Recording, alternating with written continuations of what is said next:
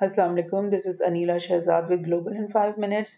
Sudan में एक political crisis जारी है 15 अप्रैल से, और जनरल हमीती और जनरल बुरहान के बीच में ये जो पावर स्ट्रगल हो रही है, इसमें दोनों में से कोई भी पीछे हटने के लिए रेडी नहीं है। और इसके नतीजे में जो सूडान की सिविलियन पॉपुलेशन है उसके ऊपर एक दोबारा से एक नया मुसीबतों का पहाड़ टूट पड़ा है। 400 से ज़्यादा लोग जो हैं वो अपनी जानों से हाथ धो बैठे हैं, और एक बहुत बड़ा रेफ्यूजी क्राइसिस जो है वो दोबारा से सामने आ रहा है।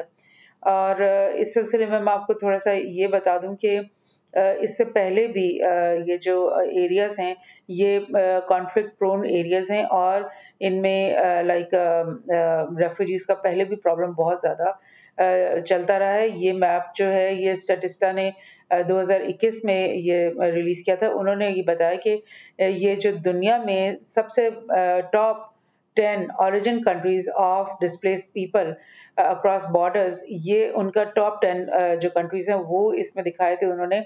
और इसमें उन्होंने दिखाया कि ये जो रीजन अफ्रीका का है, बल्कि सेंट्रल अफ्रीका और ईस्ट अफ्रीका वाला रीजन, इसमें सबसे ज्यादा ये कॉन्फ्लिक्ट प्रोन रीजन है, और यहाँ सबसे ज्यादा डिस्प्लेस्ड पीपल हैं अक्रॉस द बॉर्डर्स। जैसे कि सूडान में 8 लाख, ये सेंट्रल अफ्रीकन रिपब्लिक में 7 लाख, कॉन्गो साउथ सूडान में आप देखें 23 लाख, इस तरह सोमालिया, एरिट्रिया, ये तमाम ममालिक में कॉन्फ्लिक्ट हर वक्त होते रहते हैं।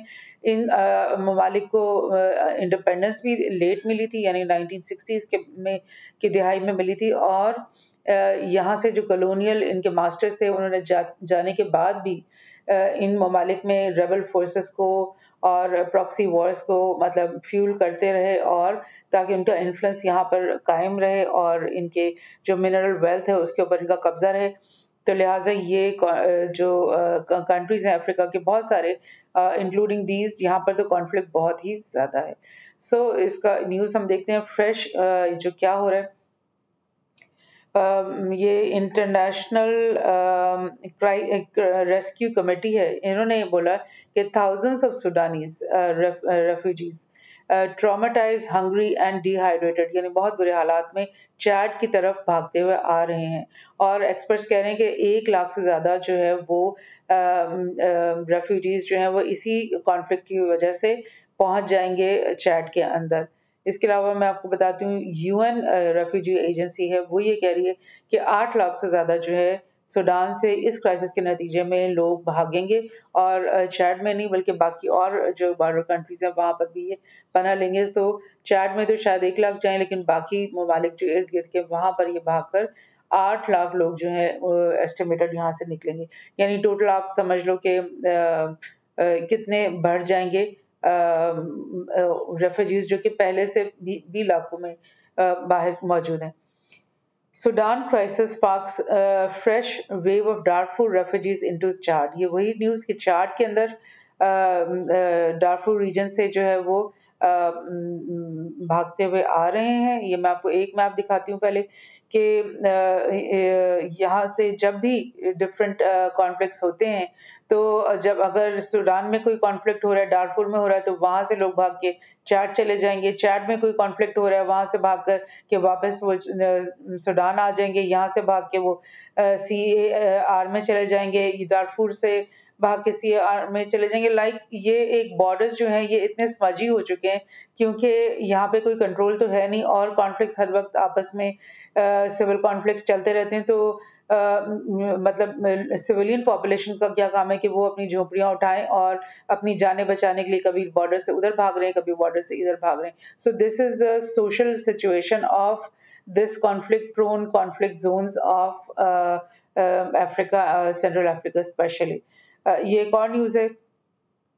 Foreign nationals from 23 countries who flee the Sudan conflict arrive in West Gondar Amhara region. ये अरमारा रीजन का इथियोपिया के अंदर है। सो इथियोपिया ने भी ये न्यूज़ जारी कर दी कि हमारी कंट्री के अंदर 23 डिफरेंट कंट्रीज के जो नेशनल्स हैं वो भाग के पहुंच रहे हैं और मजीद पहुंचते जा रहे हैं। So this is the thing. मैं आपको एक दो मैप्स और दिखाती हूँ, लाइक दिस मैप। ये डारफूर लाइक कॉन्फ्लिक्ट का मैप है।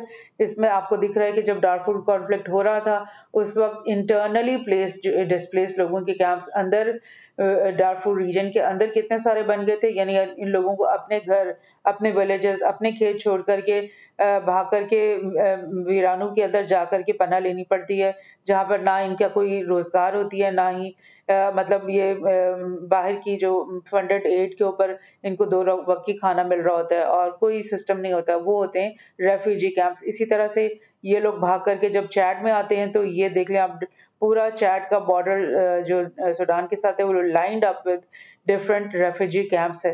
तो ये कैंप जो बनते हैं इनका प्रॉब्लम क्या होती है, ये जो कैंप्स है ये भी एक बहुत बड़ा सोशल फिनोमेना है अफ्रीका के अंदर। क्योंकि इन कैंप्स के अंदर क्या होता है कि जो टेररिस्ट आउटफिट्स होते हैं, या आप कह लो कि रेबल फोर्सेस होते हैं, या जो प्रॉक्सी वॉर वाले जो लोग होते हैं जो कि बाहर से फंडेड होते हैं, जिनके पास पैसा वेपन्स बाहर से आ रहा होता है, वो आकर के एक तो इन रेफ्यूजी कैंप्स के ऊपर रेडिंग करते रहते हैं। इन लोगों के पास जो भी खाना पीना है वो इनसे छीनते हैं, इनको कत्ल करते हैं बेदरेग और रेप करते हैं, वटेवर हर किस्म की। और फिर यहाँ से बच्चों को पकड़ के ले जाते हैं या नौजवानों को पकड़ के ले जाते हैं कि वो अपने रिक्रूट्स बनाने की, चाइल्ड सोल्जर्स बनाने के लिए। यानी इतना बुरा ये फिनोमेना है रेफ्यूजी कैंप्स का कि ना, क्योंकि कोई हुकूमत इनको ओन नहीं करती, कोई इनका पूछने वाला नहीं होता, मीडिया ब्लैकआउट ये एरियाज होते हैं यहाँ पर, मतलब हर किस्म का जुल्म इन कैंप्स के अंदर होता है।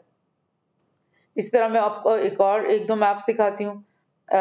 ये साउथ सुडान का स्पेसिफिकली मैप है, क्योंकि साउथ सुडान जो है वो 2011 में एक इंडिपेंडेंट कंट्री बन गया था, लेकिन उसके इंडिपेंडेंट होने के फौरन बाद से उसके अंदर कॉन्फ्लिक्ट जारी हैं तब से।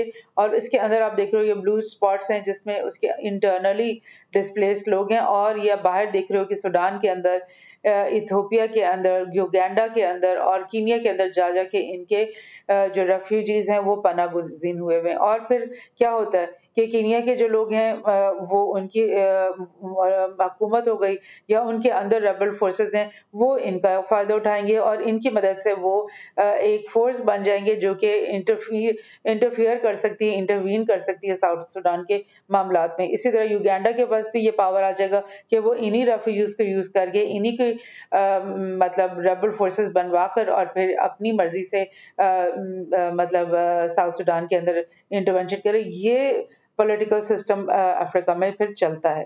तो which is very very like sad कि मतलब किस तरह से ये लोग अपनी जिंदगी गुजार रहे हैं।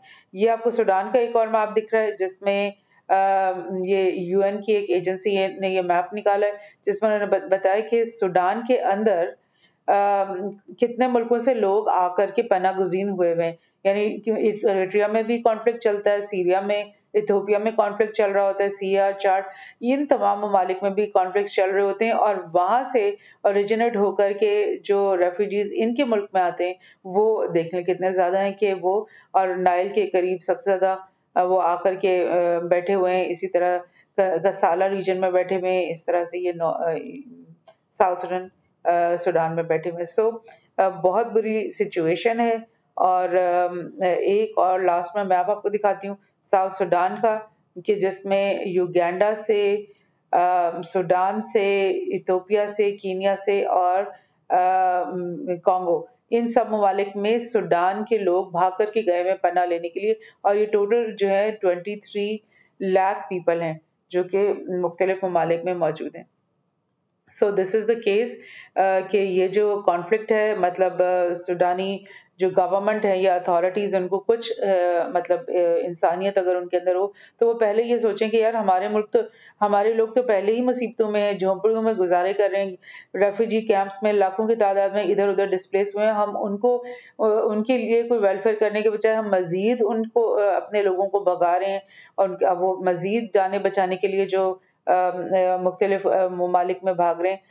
So this is very very sad situation. और डेफिनेटली मैं एक जुमला इसमें ज़रूर ऐड करूंगी कि ग्लोबल पावर्स, मुख्तलिफ ममालिक जो हैं वो अपना इन्फ्लुएंस यहाँ पे कायम रखने के लिए इन फाइटिंग जो एंटिटीज होती हैं इनको पैसे भी देती हैं, फंड्स देती हैं, आर्म्स देती हैं, ट्रेनिंग देती हैं और मुख्तलिफ जो कॉन्फ्लिक्ट्स हैं उनको हमेशा ये मतलब फ्यूल अप पंप अप करती रहती हैं अपने इन्फ्लुएंस के लिए।